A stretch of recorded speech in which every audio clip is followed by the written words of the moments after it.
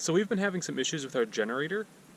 It's been idling rough, and sometimes when we go to start it, it'll run for maybe a second and then it'll just die, and you have to go through that maybe a few times, and it'll finally get started, and then it idles rough.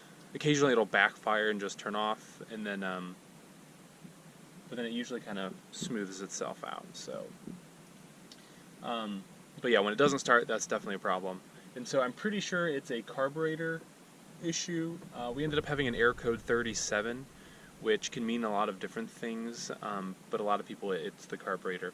And the carburetors on these Onan 5500 Marquee Gold generators, the carburetors are known for kind of being, I don't know, they're just not very great. They're known for getting gunked up and stuff, and especially if you don't run it very often, like if you let it sit for a while in storage, they get gunked up. But we run ours all the time, so, but it's old, it's like 12 years old or whatever, so I'm gonna start it, let it run for a little bit, and then, hi Oki. I'm gonna start it, let it run for a little bit, we'll make some lunch, and then I'm gonna come out and try and clean out the carburetor.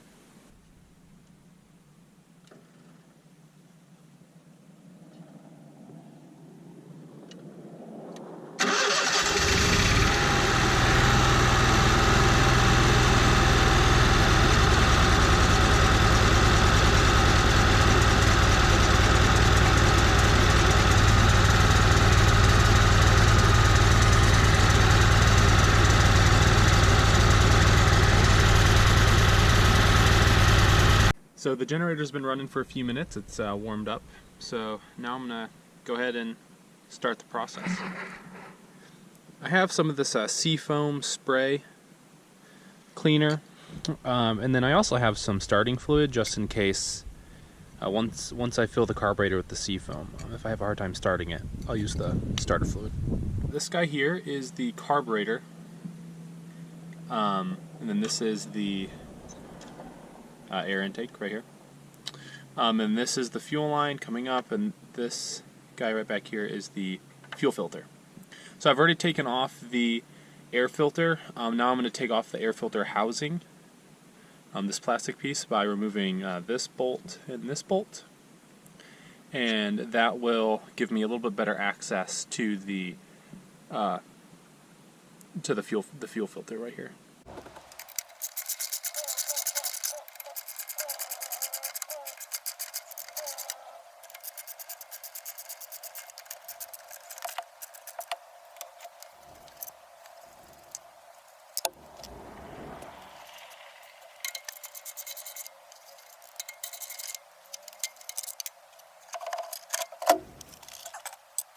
So this is the gasket. You want to be very careful removing this. Onan actually doesn't have rebuilds for their carburetors, and so if something goes bad, you just have to replace it. And this has definitely seen better days. Hopefully I can just reuse it, because you can't get any of these replacement parts. You just have to replace the whole carburetor, and I've read that it can be rather expensive. Now that I have the air filter off, I'm going to drain the carburetor of any fuel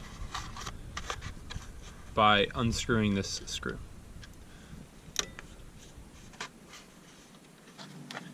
I'm removing the fuel line to make it easier to remove the fuel filter, but there's a little bit of gas left in the fuel filter, so I'm trying to catch as much of it as you can. Alright, so now I'm just removing the fuel filter. It's pretty dirty. Okay, so now I'm going to fill the carb with this seafoam stuff. So I'm going to try. Oh.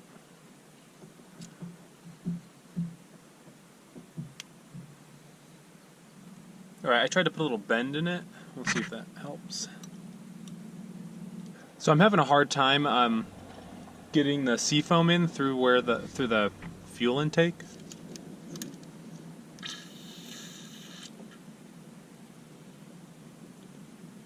So I'm just going through the air intake right now. Yeah, so I had a hard time getting any of the seafoam in through here. I think that the bend's just a little too tight. I don't know. It was hard. So I'm just going to put the fuel filter back on. I've reattached the fuel line, and then I'll try and start it and see what happens. I'm going to reinstall both of these, just finger tight, just so the carb doesn't jiggle or go any. Let's see if it starts.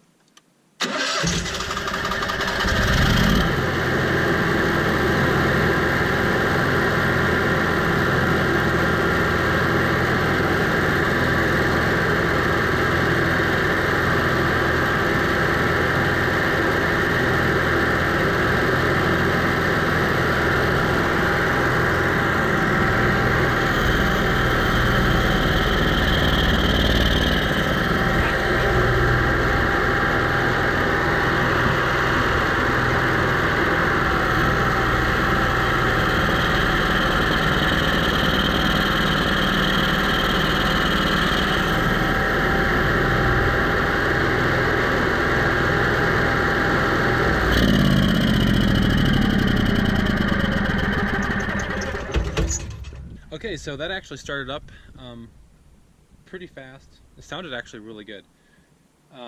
While it was running, I continued to spray some seafoam through the air intake, and I got tons of white smoke coming out of the exhaust, which is what's supposed to happen. Now I'm gonna let it sit for about 5 minutes, and I'll start it up and see what happens. Okay, it's been a few minutes, so I'm gonna go ahead and start it and see what happens. I'm gonna prime it for a second.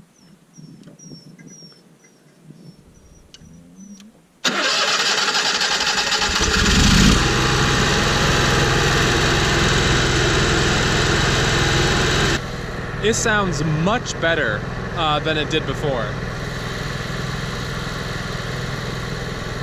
It seems to be running nice and smooth now. I'm probably going to put some more seafoam through the system, let it sit for like about 5 minutes and restart it. I'll probably do that 2 or 3 more times, and then we'll go from there.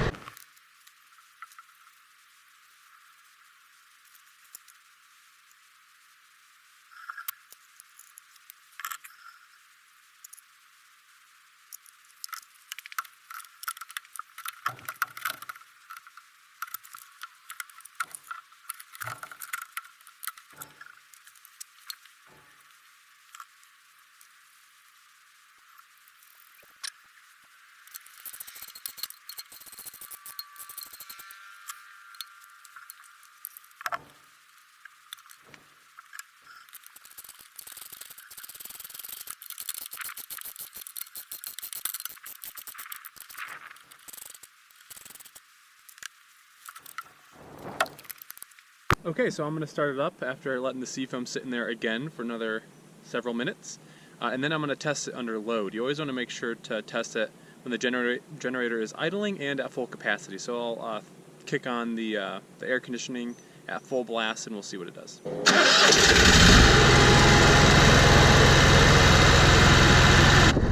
Lindsay kicked on the air conditioning, and you could hear it kind of, the RPMs kind of drop for just a second on the generator, but now it's running so smooth. I'm so happy.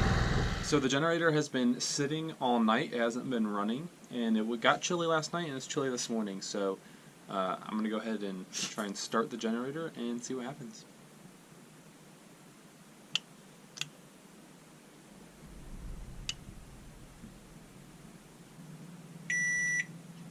So the generator definitely sounds better. It's still running a little rough. It's definitely better.